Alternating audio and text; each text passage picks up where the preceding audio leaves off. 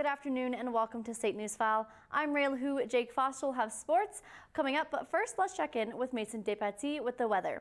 Mason, how's it looking out there?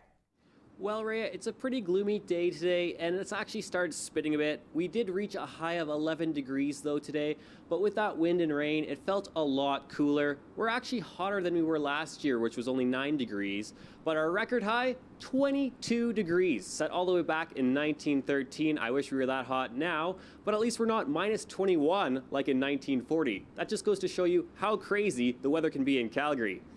I'll be up with your 5-day forecast later. Back to you, Rhea.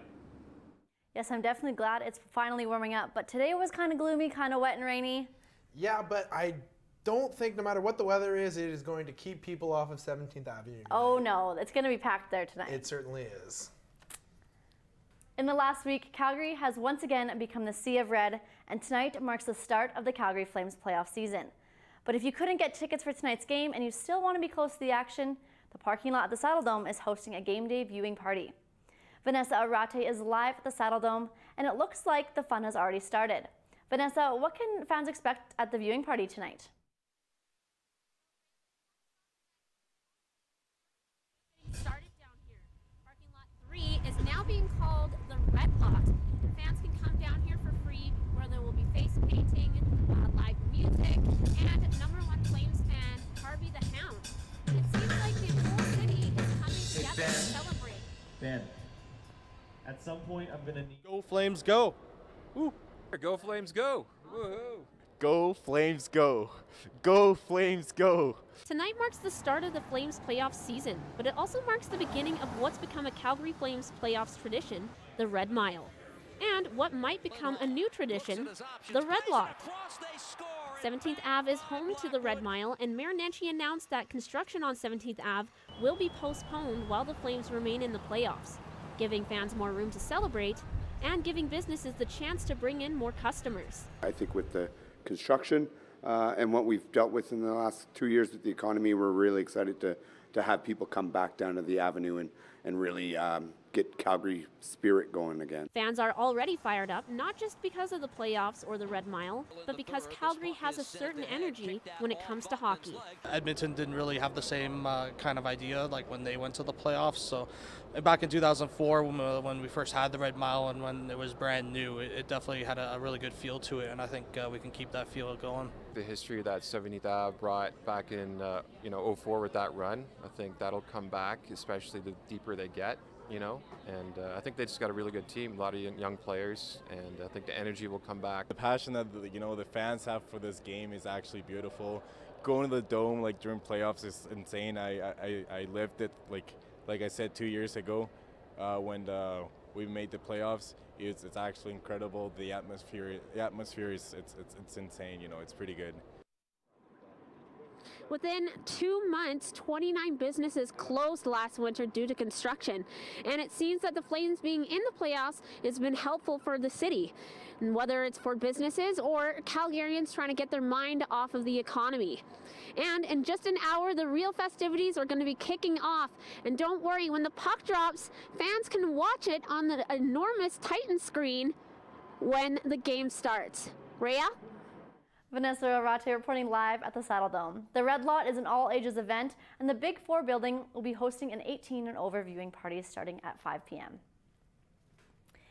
It's day 24 of the provincial election campaign today, and the leaders were all across Alberta fighting for votes. NDP leader Rachel Notley was here in Calgary, where she was focusing on healthcare. As Andrea Ferrari reports, Notley dispelled some fears that the New Democrats are out of cash. Rachel Notley stood in a cafe in Calgary today, surrounded by nurses, promising the same secure healthcare system that she says is currently in place. If I'm re-elected, this work will continue. I will defend our healthcare, not Americanize it. I will make sure everyone gets the care they need, no matter how much money they make. Notley also says seniors are especially a top priority when it comes to medication costs. There's only 5 days left of campaigning, and advanced polling have already received hundreds of thousands of votes from Albertans, so all candidates are busy at work. Jason Kenney will be rallying later today in Calgary with federal Conservative leader Andrew Scheer. While Kenney has also been focusing on healthcare throughout his campaign, he has been talking about a $10 million policy to tackle the opioid crisis. One of the reasons we have a growing opioid addiction crisis in this province is exactly because so many people waiting for surgery end up being prescribed powerful painkillers, which turn into a debilitating addiction in too many cases. Alberta Liberal Party leader David Kahn is in Calgary delivering his party's plan for environment protection policy, and Alberta Party leader Stephen Mandel will be in Edmonton. The provincial election is on Tuesday, April 16th. For State NewsFile, I'm Andrea Ferrari. With Alberta's election only 5 days away, more people have voted in the first 2 days of the advanced polls this week than the entire time they were open 4 years ago in the 2015 provincial election. 276,000 Albertans have cast their ballots as of yesterday, setting the number of advance votes in provincial history.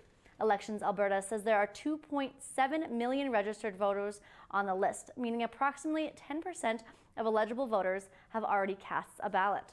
The Alberta election will take place on April 16th.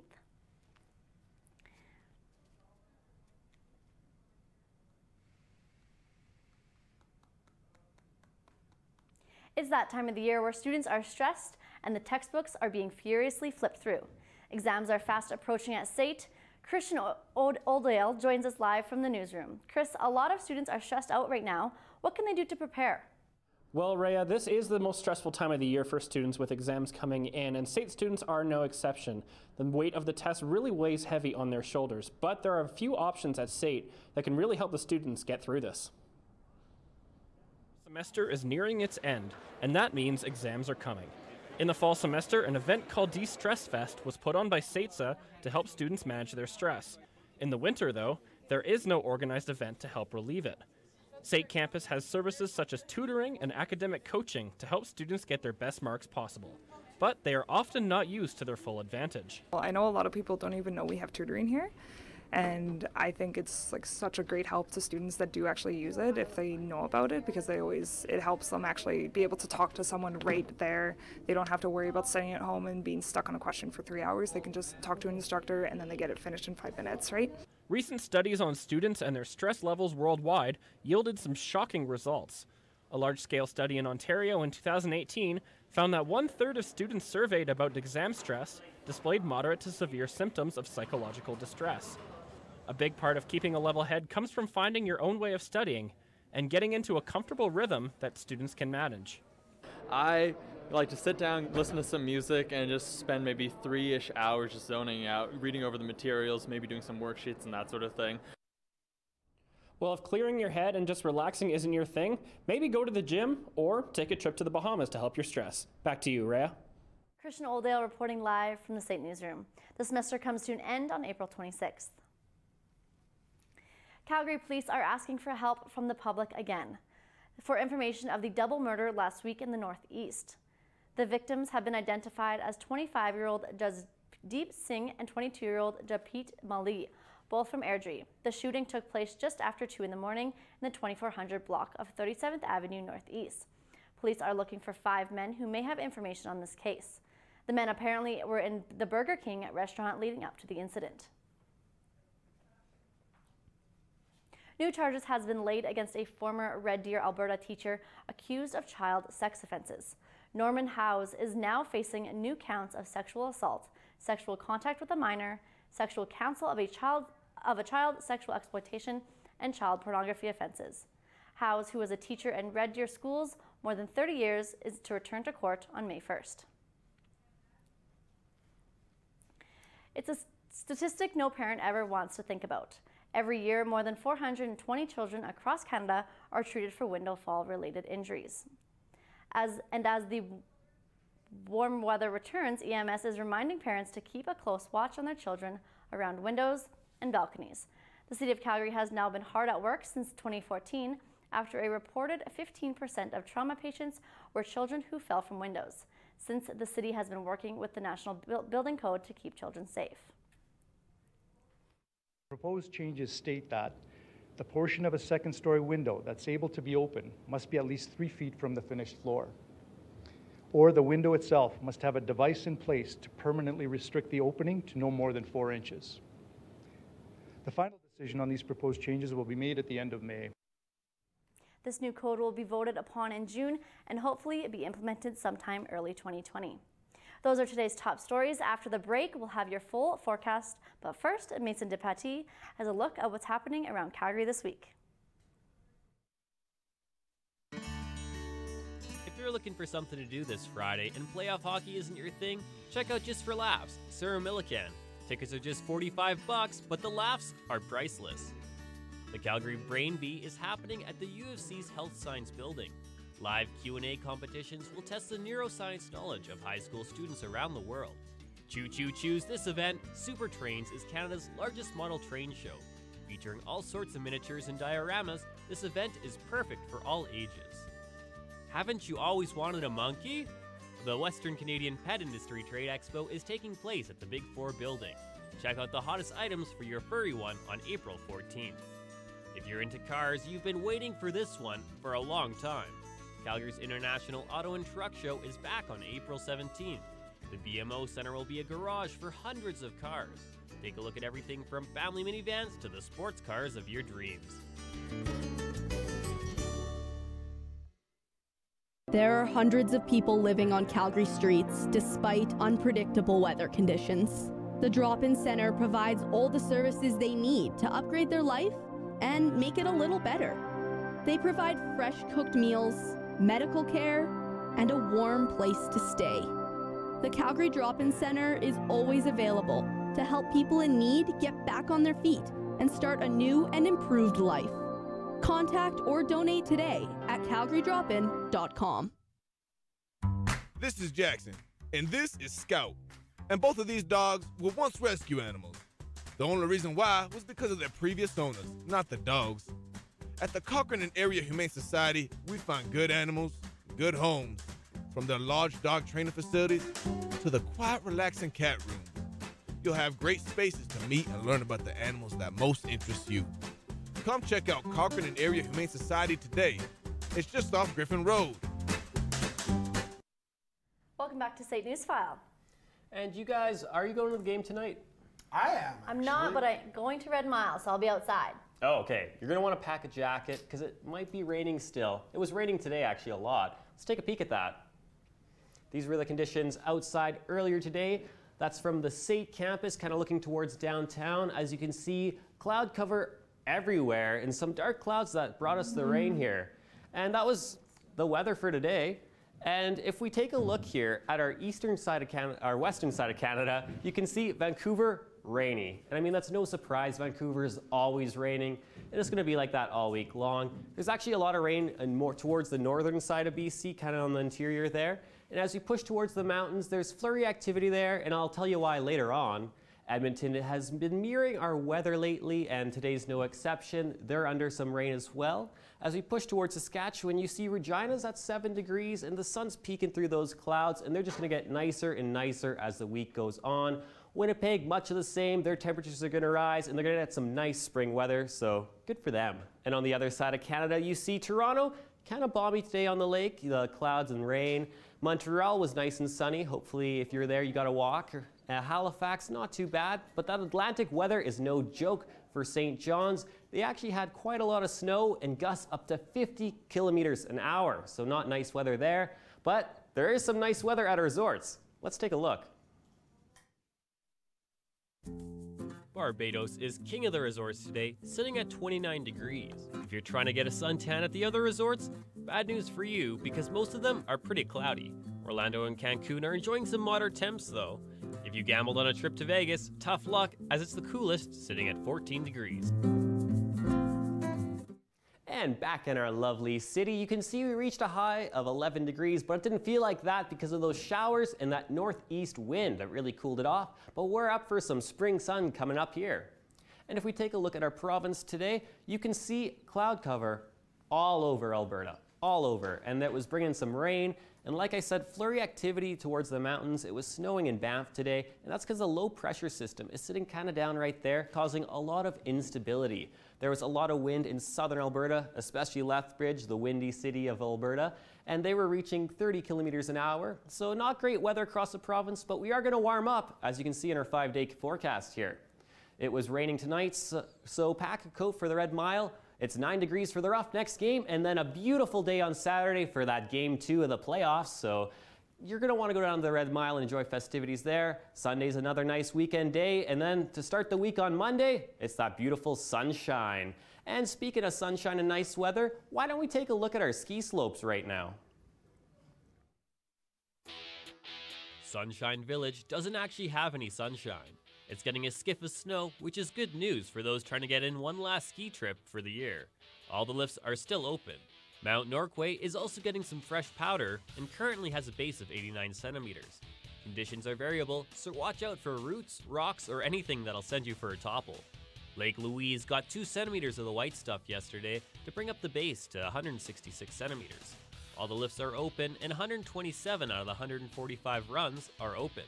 If conditions aren't good enough to ski, you can always grab a canoe. The Kiska is chilly today, sitting at -8.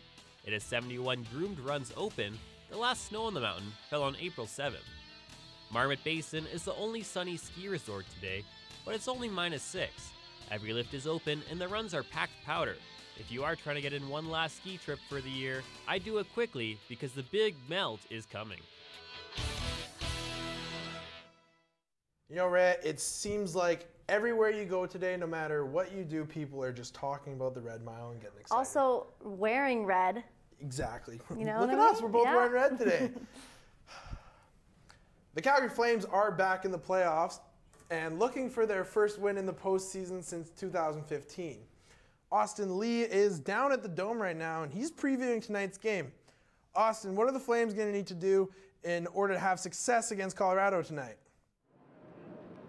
Well, the Flames had an impressive regular season, so they'll really need to build off of that momentum going into the first round.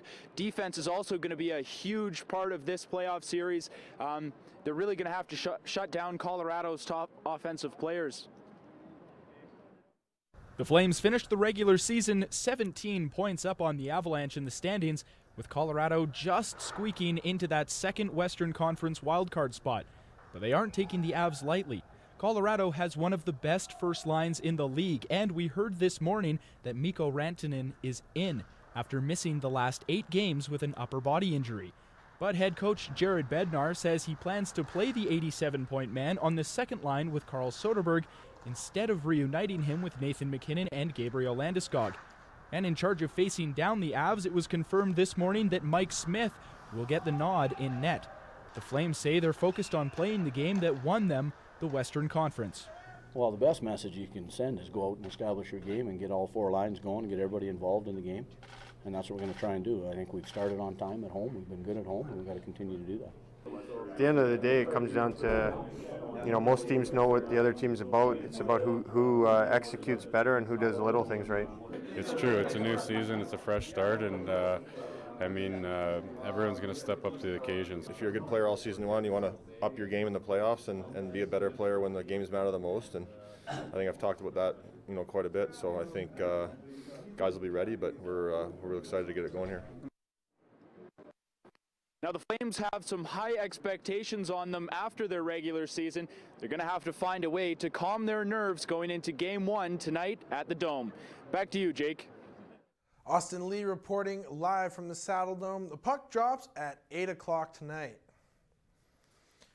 It was a rough series for the Calgary Hitmen in the second round as they got swept by the Edmonton Oil Kings last night.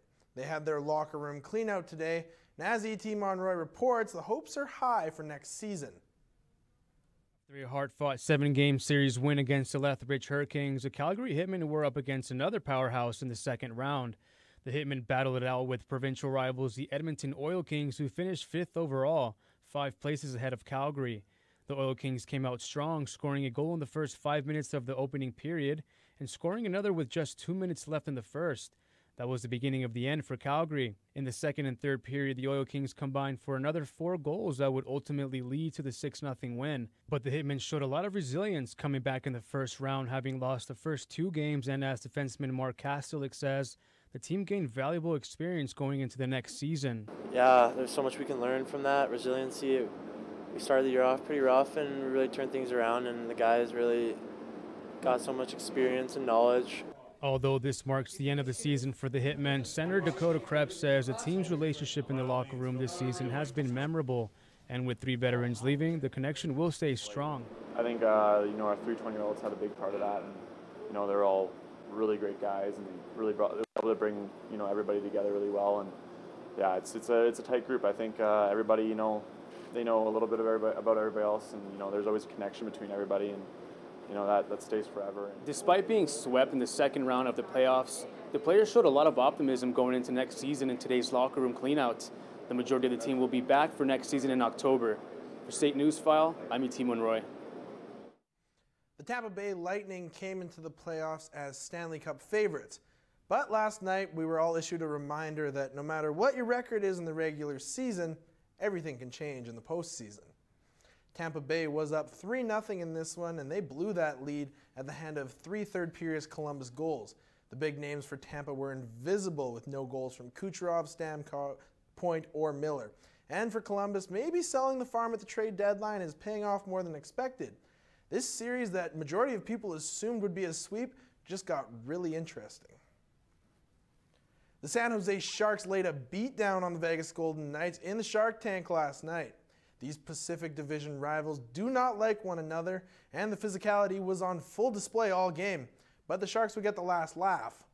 The Knights' deadline acquisition of Mark Stone was the only bright spot for the Vegas Golden Knights as he picked up their only 2 goals. Sharks were led by Evander Kane, who had a goal, an assist, and 7 hits. Burns also registered a goal and an assist, which may have something to do with the fact that his line mate Erik Karlsson made his return last night. This series is the definition of playoff intensity, and Flames fans are hoping that these 2 teams beat the snot out of each other for 6 more games. As for the Winnipeg Jets, they drew the St. Louis Blues and rookie goaltender Jordan Binnington in the first round. The Blues were hot down the stretch of the regular season. They were looking to spoil home ice advantage for the Jets. The city was electric getting ready for Game 1, the whiteout in full effect, Binnington ready to do his part. First shift gets absolutely steamrolled by Mark Scheifele, but he would be okay. Still in the first, Pietrangelo gets his pocket picked by Little. He finds Laine open in the slot. That's way too much space to leave him alone as he absolutely rips one under the bar here. What a shot.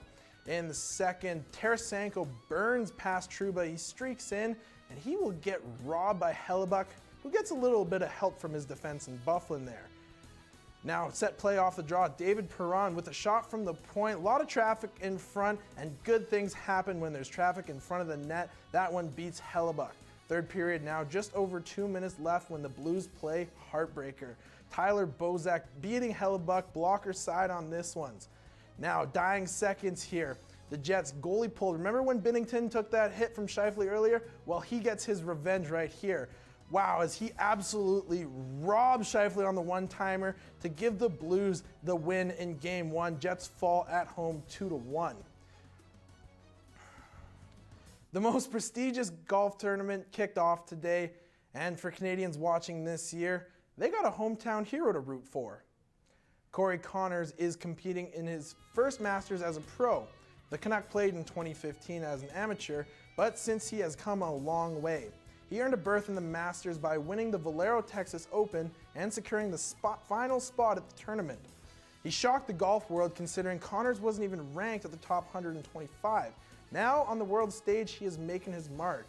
Here he makes a putt on 11 to give him the par, and he would follow that up on 12 with the par 3. You can see the fans eagerly anticipating this shot, and this one will land right over the bunker. You know what, it might have been a little bit too close for comfort, but he made it work, and he would end up draining that putt for the birdie. Coverage of the Masters continues all weekend long, and whoever wins the coveted tournament will walk away with a new jacket and just under $2 million in match earnings. That was a look at sports. It's a great day. It is a great day for sports. So coming up, we'll show you what you need to know before taking your pet traveling.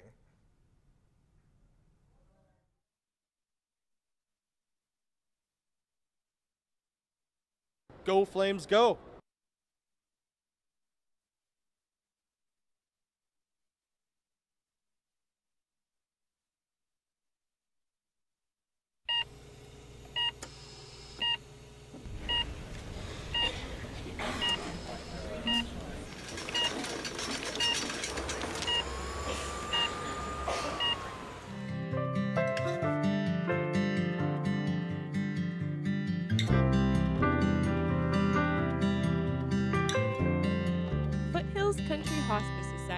creating an atmosphere of care and dignity for those we serve.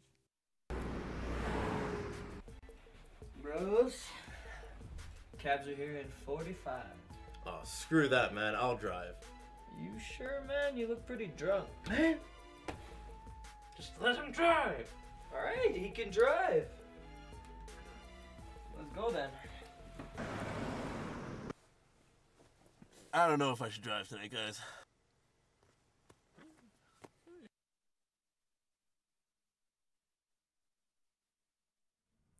Everyone looks forward to going away on vacation, and some are even lucky enough to travel with work. But what do you do with Fido while you were away? St. NewsFile Christian Hampton spoke with Sue Little, a dog breeder and a kennel owner, about the things to consider before boarding your best friend. Where'd you go?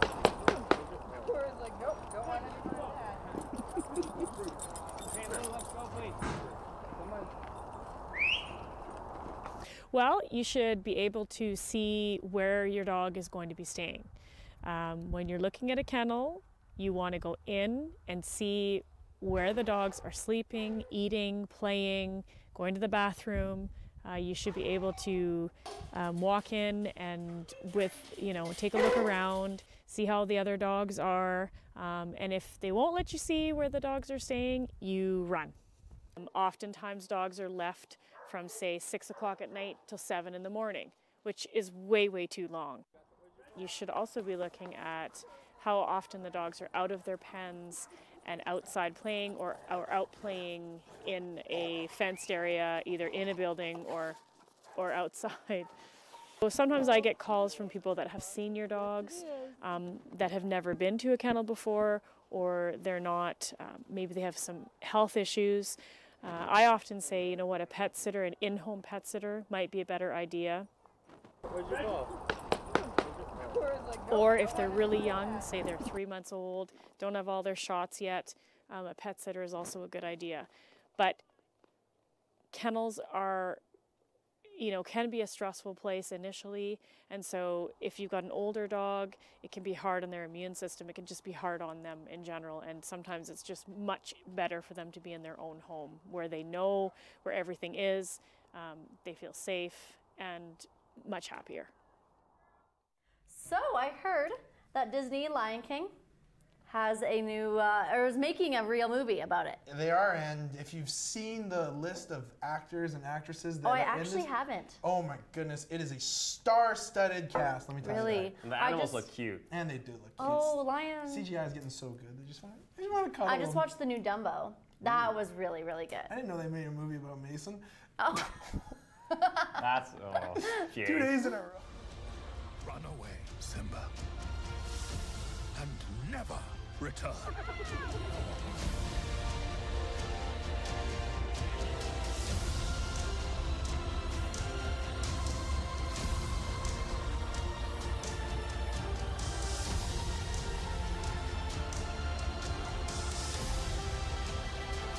You must take your place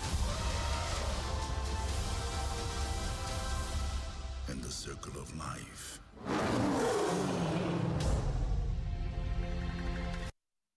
That certainly looks very majestic. It looks really good. I definitely want to watch the whole thing right now. I'll see it. I'll see it. Will you see it? I probably will. When is it supposed to come out? I'm not sure. I'm not sure. Actually, it's probably right there. I just didn't It was probably on that. Anyway, thank you for watching St. NewsFile. You can check us out on sate.media.ca. Have a good night. Bye.